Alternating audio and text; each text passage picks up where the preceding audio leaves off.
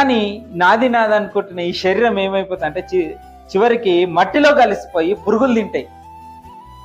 ఇప్పుడు నీ శరీరంలో ఎన్ని పురుగులు ఉన్నాయి తెలుసా నీకు? కొన్ని కోట్ల పురుగులు ఉన్నాయి.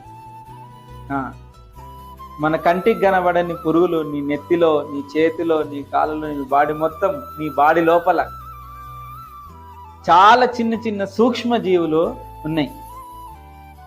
అవన్నీ కూడా ఎప్పుడైతే ఆత్మ దేవుడి దగ్గరికి వెళ్ళిపోతుందో, చనిపోతారో, అప్పుడు ఏమవుతుందో తెలుసా? ఆ పురుగులే ఇప్పుడు మనం తినే అన్నాన్ని బట్టి అవి బ్రతుకుతుంటాయి. మన ఆత్మ పోగానే ఆ పురుగులే పెద్దగా అయిపోయి మనల్ని తినడం స్టార్ట్ చేస్తాయి.